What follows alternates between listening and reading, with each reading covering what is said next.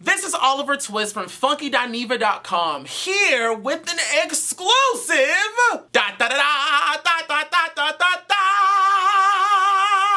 The doll herself sent the nerd on a mission to find out what Kim Smedley has been up to, folks. For those of you who do not know who Kim Smedley is, she back in the day served federal time for running a multi-million-dollar illegal silicone butt injection scheme. Code name for she was boiling Elmer's glue on the stove to shoot up in people's asses, finishing that off with a stapler, cotton ball, and sugar-free lollipops. However, she served a very short sentence and was fined a very small fee. Bitch had good lawyers. And is now out of prison, has written a book, has opened up a spa here in Atlanta, and is now a starring cast member on BET's Centrics From the Bottom Up. It is a docu-series executive produced by Queen Latifah and Nikki Gilbert, detailing the lives of 6 women here in Atlanta who have all had public embarrassments, shames, and disgraces, and is now trying to climb back to the top. So I decided to drop in on her photo shoot she was having to see if our Kim Smedley has really been on a straight and narrow, on an up and up. So here is my sit down with none other than the high supreme of silicone asses, Miss Kim Smedley.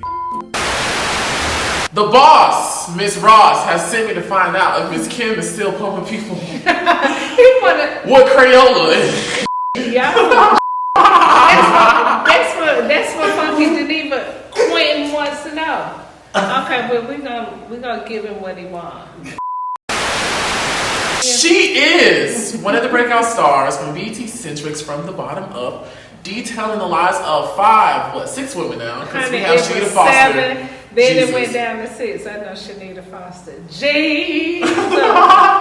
You are my favorite from the show. Ooh, Stacy gonna kick your ass. I know, she is. But Stacy's working on herself, so she's doing better. Okay, so since we're talking about the show, right? How is it being a reality TV star now?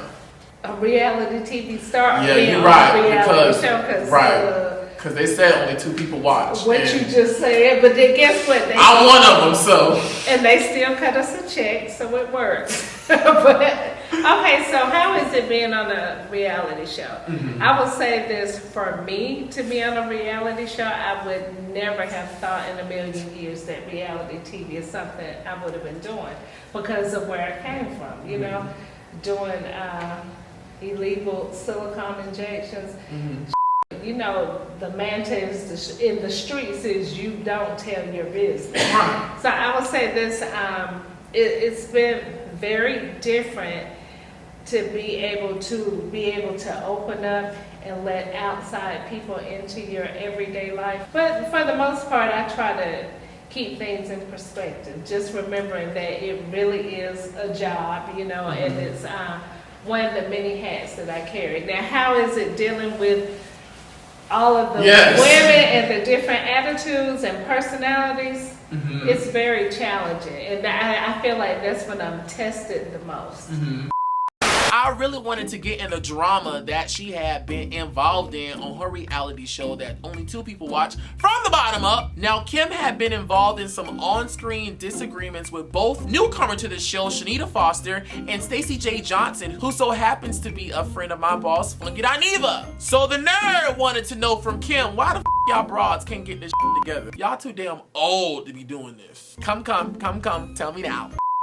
I want to ask you about the whole scene when you guys were across waters and Shenita got up and stormed off. Why did she do that? I don't know. We were there. We still don't know. So what happened? Because at least it just looked like she just blew up out of nowhere. So what happened?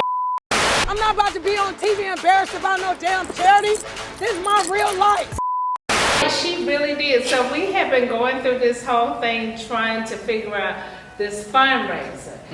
But the more Shenita was talking about the fundraiser, first it started off us doing the fundraiser to help Christine Beatty's organization that she was raising money for, the A490, which involved a bunch of rape kits in Detroit that hadn't been tested. Okay, that's fine, but then here comes Shenita. Christine brought Shenita in, and Shenita started to take over. You know what I mean? And then now she wants to include her beyond the game, where she talk about she feed 1,000 kids a day, but I think in Africa, right? I think it's more like 100 kids a month. It ain't no damn 1,000 a day. Anyway, but I do love the cheering. Right. The children. But anyway, so when we were talking about it on that particular day, we all thought we were coming to some kind of agreement. Do you think so? Because listen, I could tell by the look on Shenita's face that she was still, something wasn't right in her spirit, that she was still a little weary. And to the viewer, it just looks like Shenita just wanted it her way. She always wants it her way. That's why we call her the bully of the show. Last season it was Stacy. Then I had to curse Stacy out. So then Stacy got her together. So now it's Shenita. Right. And I have not cursed Shenita out yet. But let me tell you something. She working on it. She about this. She got about this much left. I will tell you that. Before then, I have to get her together. And for the record, I'm not one of those people that just does it for TV. Because Stacy would tell you when I got in her there were no cameras rolling. So anyway, when she got up and stormed away from the table, I swear to God, they didn't edit that. They didn't edit it. Myself on TV. I do this. This is my real life. I do this. And I don't need to talk about the legs. I don't know the lady, but she has a deep ass voice. She has a deep voice. She really does, doesn't she? But anyway, so when she did that, like, there was no editing. Right. Like, we were all just like, damn, she just got up and stormed away from the table. We continued to eat. Like, they didn't edit that because at that point I was like, I just didn't know what was going on. But she started to make us feel like we were having a rent party for her. It's like, damn, do you need somebody to pay a bill or something? Because, girl, we can do that, but you... Well, you just, I thought her husband was like a big-time NFL player. Where is he? Where's George? Where is he? We all keep saying... See, you're saying, where is he? Where is he? And we all keep saying, where's George? We don't know where for real, George what is. you at? For real. I don't know where George is. All I know is she kept calling him in the Bahamas and he never answered the phone. I swear, I was like, that she did, he didn't, and she did. She kept calling. I don't know where George is. The running gag here in Atlanta is that George leaves Shenita home by herself all the damn time and don't nobody know where George is. Now, I don't know that. Ain't nobody pick up the phone and call me, send me an email. I'm just explaining what I heard through the grapevine here in Atlanta. And Atlanta ain't about this damn big. The grapevine surely ain't about that damn big. So a lie can only stretch so damn far.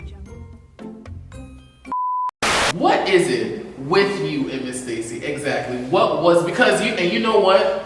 So first season, when everything began, Stacy had an issue with your past. And as a viewer, and I'm being as unbiased as possible, everybody is on the show due to some circumstance where they were in the wrong or they did some injustice. And whether you're Christian or not, you can't judge anybody. Because in the eyes of God, sin is sin, wrong is wrong, none is greater than the other. But listen, she was very judgmental. Like, she was so judgmental to the point, like, and I will tell you this, first season I did not say a lot because I was so afraid of how the viewers were gonna judge me. You know what I'm saying? Not imagining that my cast member, the one that was supposed to have brought us all together, would be so judgmental. But how dare you judge me? And you got arrested for a DUI. Like, damn, at least everybody the injections I did voluntarily laid on the table. Bitch, who told you to go and drive drunk? Who gave you permission? So with that being said, it just kind of started there and it went on and on. And for the record, if Stacy want to call me, she know not to call me. We don't even go there. She'll call Crystal and get a Crystal. She won't call me. However, when we went to the Bahamas, second season, we went to the Bahamas, I just felt like I needed to be the bigger person. And I went to her and I was like, listen, let's just move forward because it was just too much. We were in the same room, sitting at a table together, eating with the other ladies, and we didn't feel comfortable being around each other. And that's not who I am. I want people to know that I can forgive. I never forget, but I can forgive and move on. So I think Stacy and I, that she might be mad again after this interview because, you know, for whatever reason. But I have nothing against her. Mm-hmm. You know, it's just that I don't like people that judge so harshly, especially how you gonna throw a rock and you living in a glass house? Well, let them say she don't have a house. Well, she says she don't have a house, and she also says she's 45. I don't know. Be sure to watch part 2 of this interview where Kim and I delve a little bit deeper into her past involving silicone injections.